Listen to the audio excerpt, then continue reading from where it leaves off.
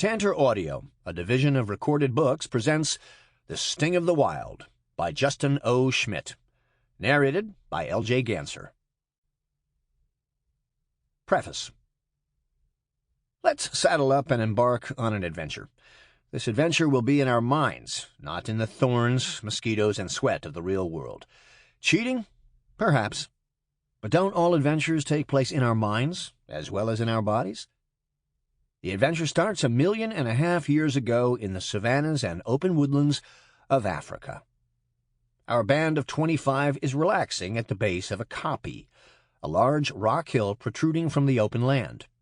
A few experienced men sit atop the kopje, scanning the landscape for potential threats and opportunities. Maybe there are some nearby lions to avoid, or a leopard lurking in a tree next to our path to the waterhole, or maybe 6 raiders of a neighboring band are heading our way. Today is a good day, with none of those threats. Instead, we spy a just-born baby giraffe that appears unable to walk. Alert all boys over the age of 5 to accompany and learn from the experienced men how to seize this opportunity to feed the group a valuable treat of fresh meat. 3 of the strongest men sprint lope toward the distant giraffe to secure it from hyenas or lions that might also take note. Fortunately, no lions or hyenas had arrived on the scene, only circling jackals awaiting scraps after a kill. 2 older men and an older boy rally the eager younger boys to follow and assist the experienced men ahead of them. As we hurry along through the grass, we remember that lions, leopards, and hyenas are not the only threats. Hey, what is that sinuous movement just to the left? Snake! Caution! Years ago, an adventurous youngster was bitten by a snake and he died. Snakes are dangerous. Maybe some snakes are not dangerous, but enough snakes are dangerous that all must be feared and avoided. Better safe than sorry. That problem avoided, the trip continues. We pass under a baobab tree. Ouch! What stung me? Run! A beehive is located in the tree and the bees are unhappy. Bees, too, can be a threat. We note the location and alert the advance men, who have driven off the mother giraffe with rocks and threatening sticks, and are now butchering the young giraffe to bring back to the group. After returning to camp, the boys lead the excited men with their smoking torches to the beehive location, and then stand back to watch. 2 Maine honey hunters climb the baobab with their torches to chase away and rob the bees of their precious honey and combs of brood. The rest of us have learned that bees, like snakes, are inherently frightening and dangerous, and caution is required if we are to survive and be healthy. Our adventure is imaginary, but its message is real. Animals that can kill or hurt us are to be feared and treated with caution or avoided outright. For millions of years, our ancestors, whether human or proto-human, encountered dangerous animals, some large and powerful, some smaller but deadly, and some tiny, but also able to inflict harm. These dangerous encounters indelibly etched innate fear of potentially harmful animals in our genes. We carry those genes with us to this day. In this audiobook, I hope to share a love of the natural world and the beauty of all forms of life. Each animal has its own inherently interesting story to tell. Each story is awaiting our attention to be told. I was fortunate to be able to explore many adventures with some of the most beautiful and fascinating insects on Earth. Stinging insects. Stinging insects provide a wondrous insight into a variety of lifestyles and solutions to their own day-to-day survival challenges. The audiobook is organized in 2 general sections. The first section, comprising chapters 1 to 5, provides the background and theory that enhance the following chapters. The second and larger part is a series of chapters that go in-depth into one particular small group of insects. The listener is encouraged to skip around and listen to chapters in any order, as each chapter is intended to stand mainly on its own. Start at the beginning, or pick a favorite and jump in. I have a confession to make.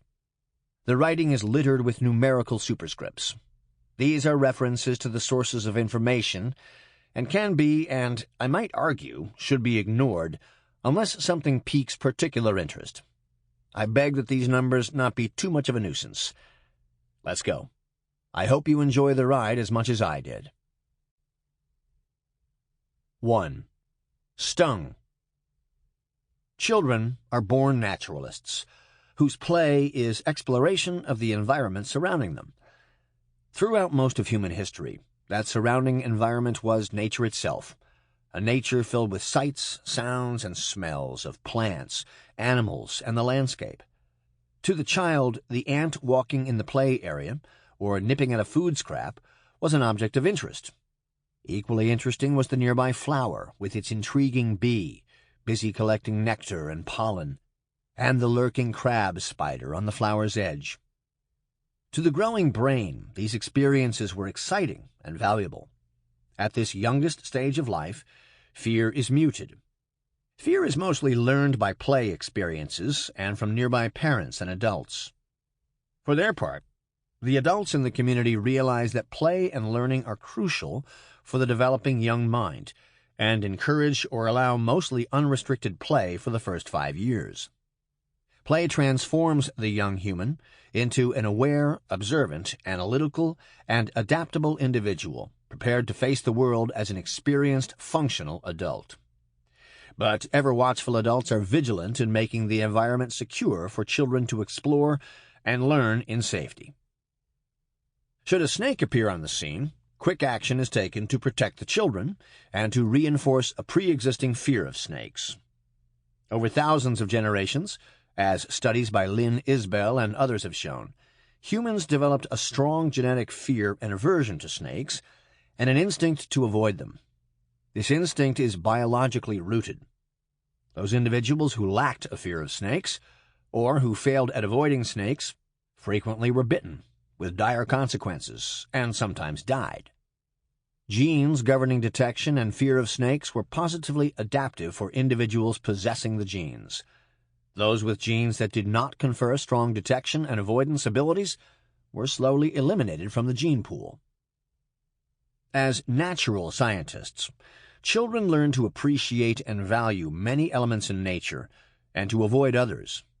By observing, formulating hypotheses, testing these hypotheses, noting the results of the tests, and repeating the process, they are engaging in science. This process comes naturally to children. No teachers are needed to instruct them in the method. Sadly, teachers later are needed to reinstill the scientific method after children grow older and have had this natural talent driven out of them. A paradox? Yes and no. Modern parents inherently sense that children love and need nature. That is why baby clothes are frequently adorned with fuzzy motifs of bumblebees or honeybees, and children's beds abound with stuffed animals such as bears, tigers, and even sharks. Parents know these animals can all be dangerous in real life, so why encourage them as intimate parts of their children's lives? Could it be that parents know these mascots of nature encourage children's excitement, learning, and comfort? My own early childhood in Appalachian, Pennsylvania, was not much different from that of many children around the world. My parents, unbeknownst to me, allowed and encouraged my exploration under their watchful eye. Frogs would be placed in pockets, mud pies made, and lightning bugs put in jars. I suspect these activities were not enjoyed by my mother, though they were tolerated, perhaps with the hope that I would outgrow them. At about 5 years of age, my well-being was sometimes entrusted to the care of my 7-year-old brother, my 10-year-old sister, and groups of older kids. I, as the youngest, needed to prove my worth to the group. One pleasant spring day, the gang happened to notice a large mound of thatching ants from the genus Formica. These ants have no sting, but produce copious quantities of formic acid, the most corrosive and acidic of the aliphatic organic acids, which they spray from the tips of their abdomens. They also bite. The combination of a solid bite breaking the skin and formic acid sprayed into the wound yields a sting-like pain. Some of the older boys dared me to sit on the ant mound, a challenge and an opportunity to prove myself that could not be missed. The ants swarmed over and under my breeches and started biting my posterior. Up from the mound, down with the pants, and frantic brushing to get rid of them. No long-term damage was done, but I had learned an important lesson. Insects can fight back. I continued with the group on to other adventures, a bit wiser and more experienced. Thus, my beginnings as an entomologist. As children grow, their play turns to honing skills that may be needed in later life. For our ancestors, some of these skills were hunting and solving mysteries of nature. To master hunting skills, physical strength and coordination need sharpening, and nature must be observed, explored, and tested, and its mysteries probed. Today, in economically developed societies, hunting skills are less important, but the urge is still strong, especially in boys. The time-honored rural Pennsylvania tradition of declaring the first day of deer hunting season a school holiday exemplifies the modern continuation of old instincts. Old fields, fence rows, small woodlands, and streams abounded in the area of my childhood, perfect places for refining skills. Other than the dusty ball field, not much entertainment was available. Our small neighborhood group of 6 to 8 boys, ranging 4 years in age span, was always on the alert for new adventures, whether we were climbing a challenging tree or discovering a bumblebee or hornet nest. I, perpetually the youngest, became a skilled tree climber, and as the lightest, soon became the best tree climber in the group. In terms of running speed and throwing ability, I was at the bottom. One June day, as we were walking along a fence row, an older boy discovered a bald-faced hornet nest deep inside the branches of a long-neglected apple tree, struggling to produce green apples. What an opportunity! What a challenge! If we threw rocks at the nest, would they attack? If they attacked, would we escape? If they stung, would it hurt? Mysteries. To solve these mysteries and to test predictions that we could escape unscathed, the oldest boy grabbed a rock, and with the rest of us watching warily behind him, hurled it toward the nest. Poor shot. Nothing happened. We all ran a short distance. A pecking order of bravery then emerged, with each boy sequentially grabbing a rock, approaching closer, throwing it toward the hidden nest, and all of us running. The rocks all missed, resulting in only a few hornets flying out to investigate, and nobody got stung. Finally, it was my turn. I found the perfect rock, approached closer than anybody had dared, and gave my mightiest throw toward the nest. A direct hit. Half the nest fell to the ground. The gang, clustered about 15 feet behind me, had a head start, and I learned how the term mad as hornets originated. This time, the hornets meant business, and I was the closest and the slowest runner. About all I remember beyond this point was that one hornet managed to sting the back of my neck several times. The exact number of stings eludes memory, but was at least 3 or 4. It felt like someone had repeatedly struck the back of my neck with a hot branding iron. This was my first experience with what would several decades later become a 2 on the insect sting pain scale. About this time I changed my approach to stinging insects from the recipient of the experiments to the designer. I was a small, skinny kid with tiny fingers and sharp eyes for close-up objects, traits that later became perfect adaptations for my training as an entomologist. I wasn't proficient at baseball or football, and marbles, our favorite game, had been recently banned from school. I had little else to do during recess other than observe plants and tiny animals on the playground. One day, I saw a honeybee on a dandelion. I had been told that they could sting, so I decided to see for myself. This time, rather than be the recipient of the test results, I decided to test the hypothesis on my teacher, who was watching over the playground. I picked up the bee and put it on my teacher's forearm. I learned that honeybees can sting, and my teacher learned that honeybees can be picked up by hand. My innocent test was without malice, though it did become the topic of discussion between my parents and the teacher whenever they met, even decades later. Lessons learned from stings are remembered a long time. Prominent in most insect guidebooks, the cow killer, sometimes called the mule killer, is a frequent summer visitor to yards and parks throughout the southern United States and much of the Midwest. Nearly an inch long, covered with a soft, inviting red and black fur, The cow killer superficially resembles an oversized ant. The common name velvet ants for cow killers and other members of this worldwide and immensely successful family of more than 8,000 species is derived from its ant-like appearance. In reality, velvet ants are wingless female wasps. Male velvet ants are winged and look much like other wasps, albeit fuzzier and furrier. Female velvet ants easily vie for entry into the Guinness World Records for the greatest number of defenses known for any insect. First is their stinger, the longest stinger relative to body length of any of the true stinging insects. This is the group called the Aculeata and includes the stinging wasps, ants, and bees, but not the parasitic wasps. The parasitic wasps differ from true stinging insects in that their stingers serve primarily to lay eggs, and only secondarily to inject venom.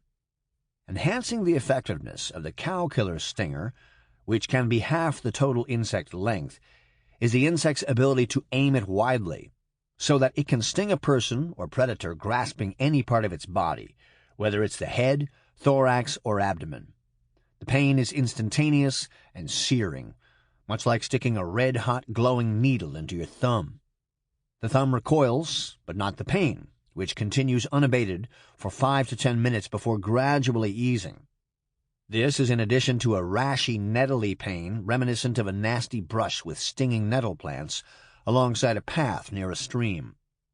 A natural urge to rub the rashy sting area increases the pain and the itch, a combination just shy of torture. During my graduate studies at the University of Georgia in Athens, I was called to a golf course whose operators were in a panic over a large aggregation of cicada killer wasps that had taken a fancy to some of the sand bunkers.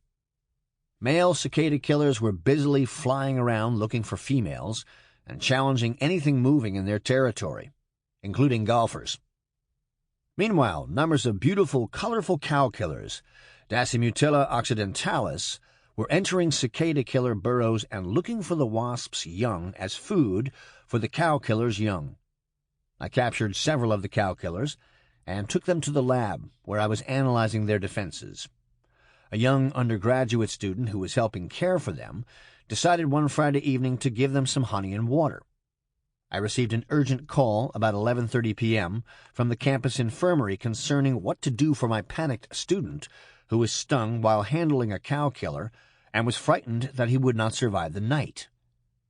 About all I could do was advise that the bark was far worse than the bite, and that while the sting was among the most painful known, the venom was among the least toxic known. He had no chance of dying, and after a little antihistamine and some tender loving care, the student was back in the lab the next day. I am aware of few reports of young children being stung by a cow killer. Why would a child seeing a beautiful red velvety cow killer running across the backyard not simply pick it up? Perhaps some do, and the screaming child cannot describe the source of the sting to the parent. But surely the parent would look for the source and should easily spot the culprit. The more likely reason cow killer stings to young children are so infrequently reported is that they rarely occur. Just as we instinctually notice and avoid snakes and spiders, we instinctually notice bees, wasps, and other potentially dangerous stinging insects, including cow killers. The bright red and black coloration both attracts notice and signals pause and caution. Look before you leap. Watch before you touch. Contrasting patterns of red and black are classic aposematic warnings that signal would-be predators to back off, leave me alone. If you do not, you will regret the consequences. Aposematic, derived from the Greek words apo, equaling away, and somatic, equaling signal, perfectly describes the cow killer. Its nasty sting backs up the warning, and in the case of the cow killer, additional warnings also come in the form of sound, a squeak of broad frequency range that resembles a miniature rattle of a Lilliputian rattlesnake, and an odorous chemical warning signal. The cow killer releases these warning chemicals from glands at the base of the mandibles, the insect's jaws. a blend of volatile ketone molecules that smells like fingernail polish remover. For nocturnal predators, or those with poor vision, one or both of the sound or smell warnings are memorably received. Cow killer defenses do not stop here. In case of an actual attack, two powerful backup defenses come into play. The first is the immensely hard integument, or shell, of the cow killer, rather like a biological tank with a hard, impenetrable body armor. Cow killers are so hard that stainless steel insect pins sometimes bend without penetrating the body. Equally impressive and more biologically relevant, adult tarantula spiders are unable to penetrate cow killers with their impressive fangs, and on feeling the vibratory squeaking, a feeling akin to a mini jackhammer against one's teeth, quickly release the cow killer. Immense leg strength is a final defense.